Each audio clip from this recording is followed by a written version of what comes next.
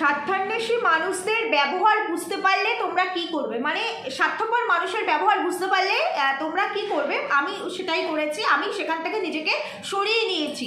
আমি একটা কথা বলতে চাই, স্বার্থপর মানুষকে যদি আমি জাজমেন্ট করতে যাই তাহলে পরে আমাকে নিঃস্বার্থ হতে হবে, তবেই আমি তাকে জাজ করতে পারবো। যদি সেও স্বার্থপর আমিও স্বার্থপর হই তবে আমি কি তাকে জাজ করতে পারি? মানে বলতে চাইছি, ধরো এক্সাম্পল, কোনো ক্রিমিনাল যদি কোনো ক্রিমিনালকে জাজ করে, এটা কি হয়? কারণ দুজনেই তো ক্রিমিনাল, তাই না? একই দোষে দুজনেই মানে অভিযুক্ত, তাহলে সেখানে কেউ কাউকে জাজ করে কি করে? তোমরা বন্ধুরা আমার টাইটেল আর থাম্বনেল দেখেই মানে এসেছো, তোমরা বুঝতেই পেরেছো আজকে কাকে নিয়ে কথা বলবো। অবশ্যই রিয়াঙ্কা আর মন্দিরাকে নিয়ে কথা বলবো। মন্দিরাকে নিয়ে আজকে আমি পরে কথা বলবো, আগে আমি রিয়াঙ্কাকে নিয়ে কথা বলবো। তো রিয়াঙ্কার ভিডিও দেখলাম, যদিও আমি কালকে ভিডিও দিইনি একটু ব্যস্ততার কারণে, ভিডিও আমি এখন কন্টিনিউ দিচ্ছিও না, তোমরা জানো।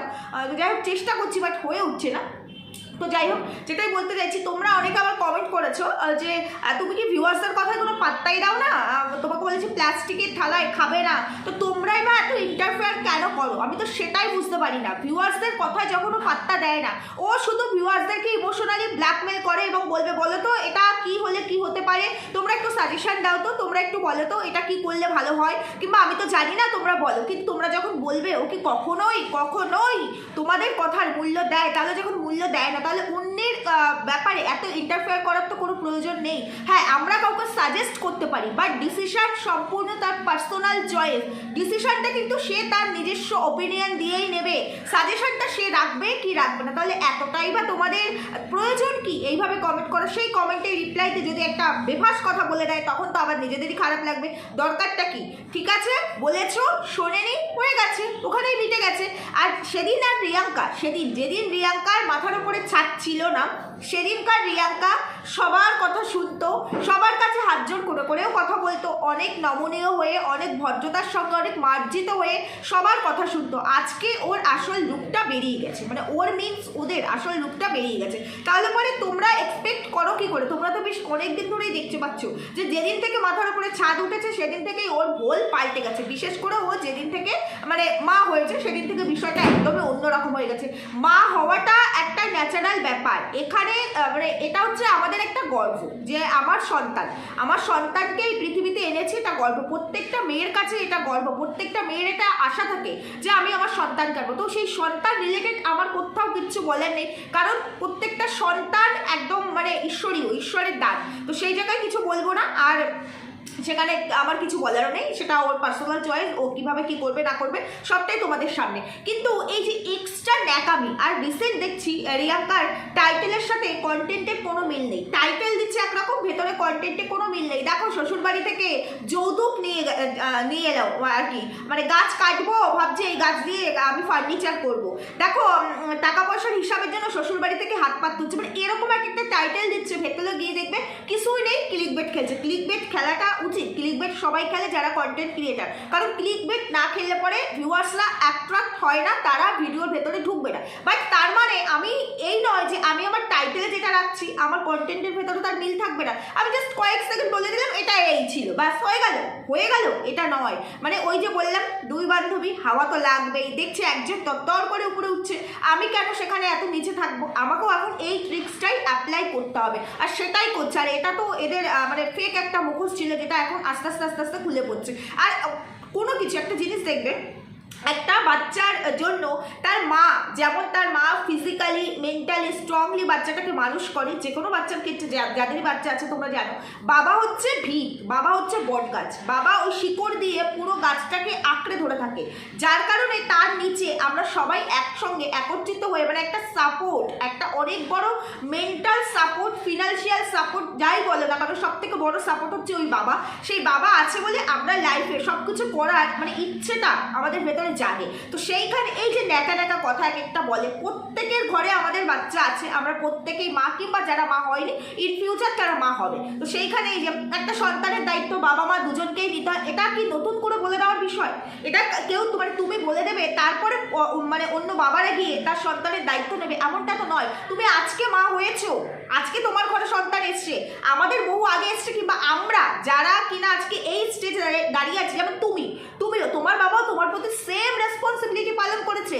এবার কি বাবারা ডিউটি করে, বাবারা কাজে ব্যস্ত থাকে, যারা আমরা মায়েরা হাউস ওয়াইফ হই কিংবা ওয়ার্কিং হই, মায়েদের কাছে বাচ্চা বেশি কমফোর্ট ফিল করে, বিশেষ করে মায়ের গর্ভেই তো সন্তান থাকে, তাই মাকে সে সবার আগে চেনে। তো সেইখানে মা যেটা পারবে মানে শরীর দিয়ে খাটতে যেটা পারবে, বাচ্চার কষ্টটা যেটা বুঝতে পারবে, বাচ্চার ভাষা যেটা বুঝতে পারবে, বাবা সেটা বুঝে উঠতে পারে না। কিন্তু বাবা তার শ্রম দিয়ে সেই বাচ্চাটাকে ভালো রাখার চেষ্টা করে। প্রত্যেকটা ঘরের বাবা, দু একটা বাবা ব্যতিক্রম, তারা বাবার মধ্যে পড়ে না, সেগুলো সব জায়গায় থাকে। তাহলে পরে এই ধরনের কথা বলে বলে নেকু নেকু নেকু নেকু কথা বলে বলে তুমি আজকে যতই নেখা সাজার চেষ্টা করো, ছোট সাজার চেষ্টা করো, অ্যাকচুয়ালি কি তুমি অতটাও ছোট, অতটাও নেকু, এইগুলোকে চেঞ্জ করো। তাহলে দেখবে তোমার ভিডিওতে ভিউয়ার্সরাও তোমাকে ভালোবাসা দেবে। আজকে যেই সময় তুমি 30,000, 40,000, 50,000 ভিউজ আর্ন করে মানে অ্যাচিভ করেছিলে, আজকে তোমার ভিউজের রেটিং 10,000, 6,000, 7,000-এ গিয়ে কেন আটকাচ্ছে? কারণ সেই ভিউয়ার্সরাই তোমার এই এক্সট্রা অর্ডিনারিটা দেখতে চাইছে না, তাদের ভালো লাগছে না, তাদের এই ফেকটা ভালো লাগছে না।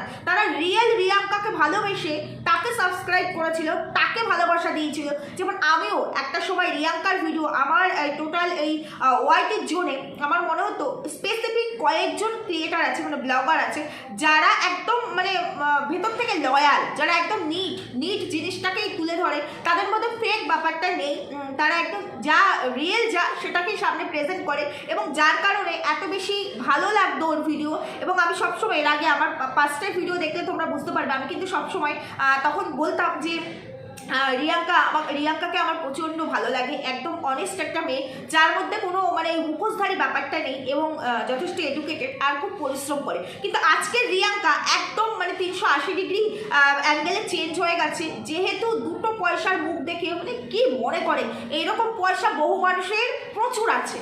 কিন্তু এইরকম যদি প্রত্যেকটা মানুষ করে তাহলে তো সমাজটাই থেমে যাবে, চলবেই না, মানুষ মানুষকে মানে মূল্যই দেবে না। আর আজকে যে তুমি বলছো স্বার্থান্বেষী মানুষ, তাদের যদি স্বভাব মানে তাদের ব্যবহার বুঝতে পারা যায়, তাহলে তোমরা কি করতে? তাহলে আমি বলবো, যদি স্বার্থান্বেষী মানুষ কেউ হয়ে থাকে, তুমি কাকে মিন করেছো জানি না, তবে তোমার কমেন্ট সেকশন বলছে তুমি মল্লিকাকে মিন করেছো, যদিও সেটা তোমার মুখের কথা নয়, তাই আমি একবারও বলবো না এটা তোমার মুখের কথা। তো আমি তারপরেও বলছি, তুমি যাকেই মিন করে বলো না কেন, সে যদি স্বার্থপরের পরিচয় দেয়, তুমি তো দেবে না, তুমি তো নিঃস্বার্থের পরিচয় দেবে। হ্যাঁ, সে আমার সঙ্গে খারাপ করছে, আমি বিষয়টাকে আমার মাথায় রেখেছি, এবং যতটা আমার পক্ষে সম্ভব সে যাতে আমাকে ইউজ করতে না পারে, যতটা সম্ভব আমি তাকে অ্যাভয়েড করব। কিন্তু তারপর মানে এই নয় তার ভাষাটাই তাকে উত্তর দেবো। আজকে তুমি পুরো টাইটেল খেলে ফেললে, তার মানে ব্যাপারটা কি দাঁড়ালো? ব্যাপারটা তো এটাই দাঁড়ালো যে তোমার আর তার মধ্যে কোনো ডিফারেন্স নেই, উল্টো সে স্বার্থপরতা দেখিয়েছে অনলি ফর তোমার সঙ্গে, যেটা কিনা আদার্স কেউ দেখতে পায়নি।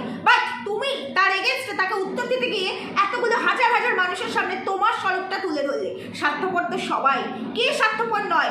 যখন তোমাদের প্রয়োজন সুবিধা বুঝে তোমরা সবাই সবাইকে ব্যবহার করো, যখন তোমরা ওপরে উঠে যাও তখন তাদেরকে লাত মেরে তোমরা ফেলে দাও।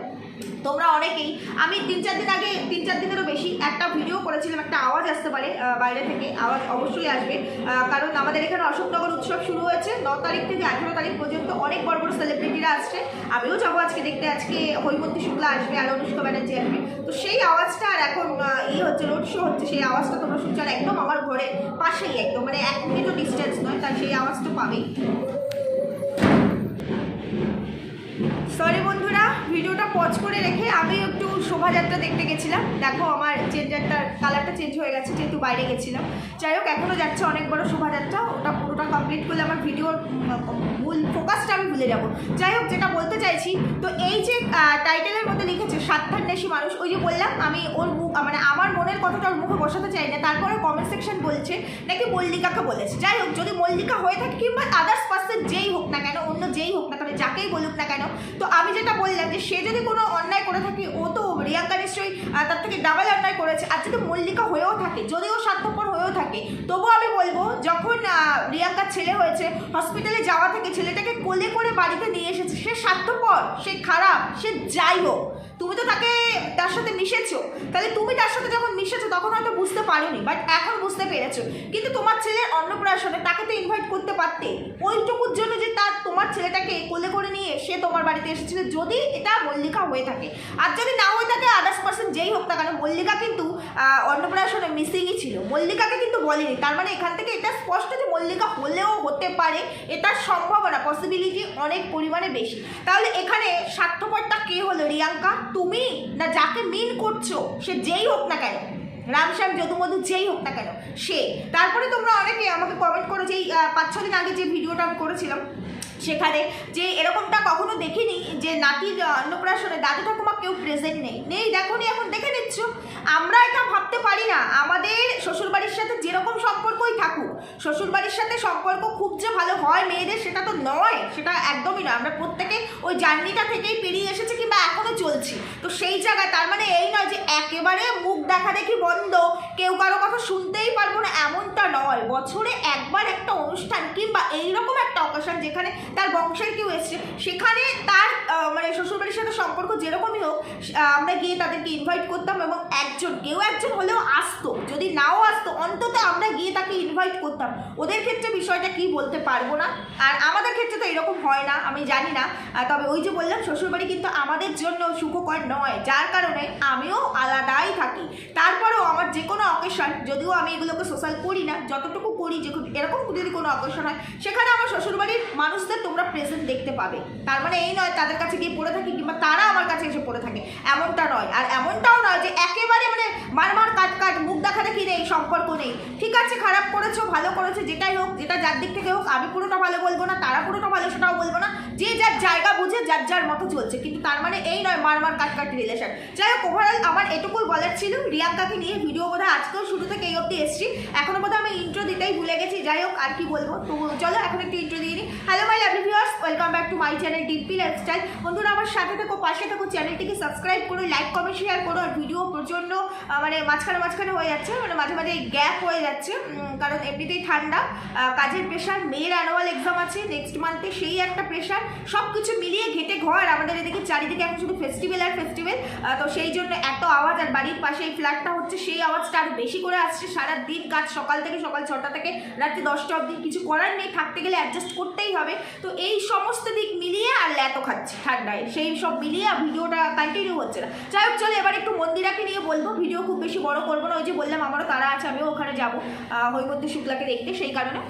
তো যেটা বলতে চাইছি সেটা হলো মন্দিরার ভিডিও দেখলাম, আজকের ভিডিও দেখলাম অলরেডি। তার মানে ওটা কালকের ভিডিও আজকে পোস্ট হচ্ছে, কালকে রাতে ওরা ঘুরতে বেরিয়ে গেছে, এবং বেরিয়ে যাওয়ার পর সারপ্রাইজ ঘোড়াটা আমাদের সামনে আসবে। কোথায় গেছে, যেখানে ও বলেছিল বলে কোথায় যাচ্ছ মন্দিরা, কোথায় যাচ্ছ বলি তোমারটা দেখেই বলবো, কারণ আন্তাবড়ি বলে দিলে যদি সেটা না হয়, আর হলেও বা কী হবে, তুমি তো সারপ্রাইজ দেখেছো আমাদের জন্য, সেটা তো আমাদেরকে সহ্য করতেই হবে, মানে ওই সারপ্রাইজটা আমাদেরকে মেনে নিতেই হবে।